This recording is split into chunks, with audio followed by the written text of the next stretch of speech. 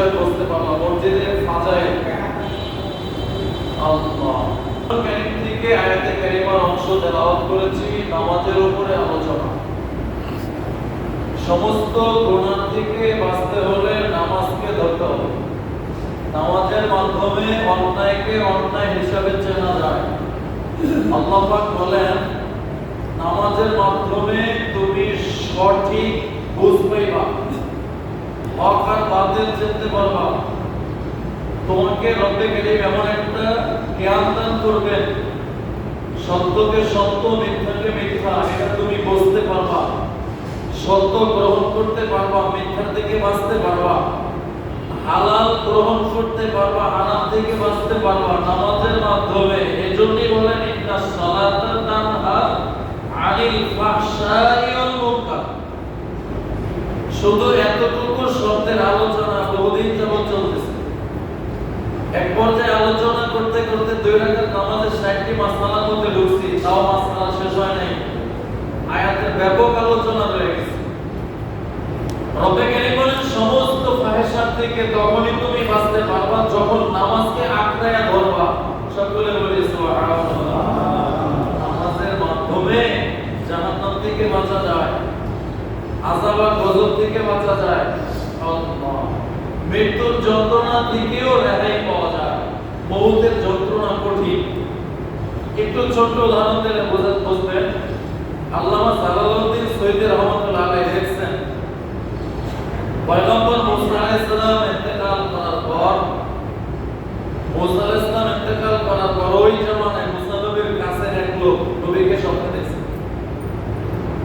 তো দেখার পরে মুসা আলাইহিস সালামকে জিজ্ঞেস করলেন, আল্লাহর পয়গম্বর, আচ্ছা আপনি মৌতের বিষয়টা একটু বর্ণনা দেন না, মৃত্যুর সময় কেমন অবস্থা হয়েছে? আপনার আল্লাহর নবী আমার সাথে কত কথা বলছেন, আপনাকে কালিমুল্লাহ বলা, আপনি আমাকে একটু বর্ণনা দেন। আল্লাহ তাআলা আপনার রূহটা বের করার সময় আপনার সাথে কি ব্যবহার করছেন, মানে আপনার সাথে কি পরিমাণ আন্তরিকতা মহব্বত রেখে রূহটা বের করছেন।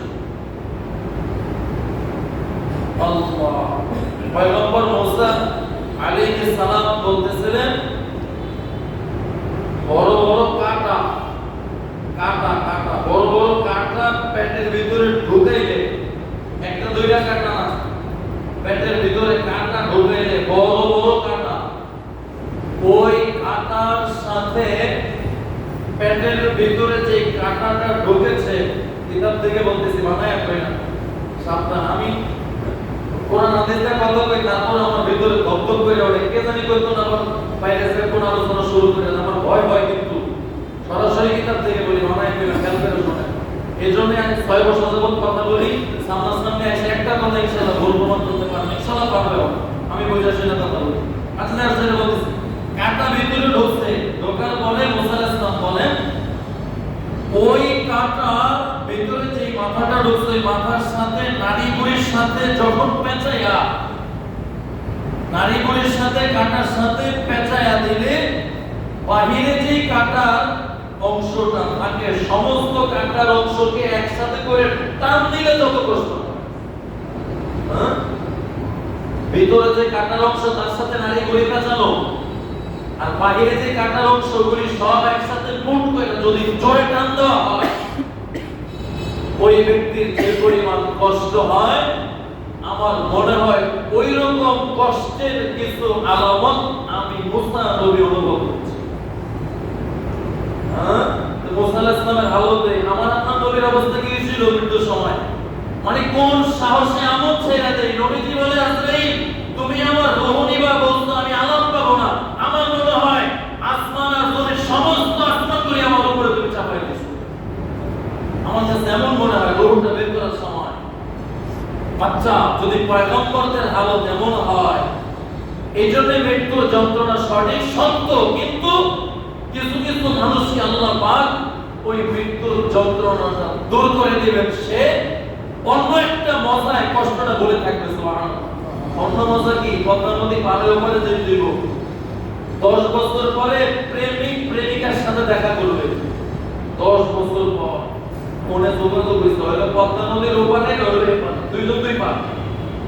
পদ্মা নদী পার হয়ে 10 বছরের মহব্বতের প্রেমিকাকে সে দেখতে পারবে, কি মহব্বত করবে, কত ভালোবাসা। এতদিন পর নদী পার হইতে গিয়া বাতাসে তুফানে বসে কিছু দূর আগায়, তুফানে শরীর ভিজে যায়, আবার ভয়ও লাগে। যত ভয় লাগে, যত আঘাতপ্রাপ্ত হয়, যত অশান্তি ঝড় তুফানে বাসে যত বড় ঢেউই আসুক, যখন তার খেয়াল আসে আমি রাস্তা আস্তে আগায় যেতেছি, প্রেমিকার কাছে যাচ্ছি আমি, ওই কথাটা যখন মনে হয় সমস্ত তুফানের কষ্টটা দূর হয়ে যায়। মুমিন বান্দা যখন দেখবে মৃত্যুর পরে আমি আমার মালিক আল্লাহর সাথে দেখা করব, ওই দিকে যখন নজর করবে মৃত্যুর সমস্ত কষ্ট তার থেকে দূর হয়ে যাবে। সুবহানাল্লাহ। যখন সে বুঝবে যে আমি একটু পরে আল্লাহর সাথে দেখা করব, একটু পরে জান্নাতের দরজা টাস টাস করে খুলবে, কবর হবে জান্নাতের বাগান। এই খেলটা যখন আল্লাহ পাক তার ভিতরে ঢুকায় দিবে, ওই আজরাইলের রূহ কবজ করার কষ্ট, মৃত্যুর আরো কত যন্ত্রণা, কত রকমের অস্থিরতা, এগুলি সব দূর হইয়া আল্লাহ তাআলা সাক্ষাতের কারণে তার দিলের ভিতরে আলাদা একটা মজার শান্তি কাজ করতে থাকবে। সুবহানাল্লাহ। মেসাল হিসাবে এইভাবে কিতাবের মধ্যে আসছে। কাজেই আমরা ইবাদত করতেছি, আমল করতেছি, আর রাস্তা পার হইতেছি, সামনে আগাইতেছি আল্লাহ তাআলার সাথে দেখা করার জন্য। এজন্য ইবাদতের মাধ্যমে রাস্তা পার হইতে হবে। যদি ইবাদত আমলের মাধ্যমে, নামাজের মাধ্যমে রাস্তা পার হইতে পারি, সমস্ত কষ্ট দূর করে আমরা অল্প সময়ের মধ্যে আল্লাহ তাআলার সাথে সাক্ষাৎ করে জান্নাতে প্রবেশ করতে পারবো ইনশাআল্লাহ। আল্লাহ পাক সঠিকভাবে আমাদের মওত পর্যন্ত পাঁচ ওয়াক্ত নামাজ জামাতের সাথে পড়ার তৌফিক। আমিন। আল্লাহ পাকের মসজিদে দান করে যুবক ভাইদের আল্লাহ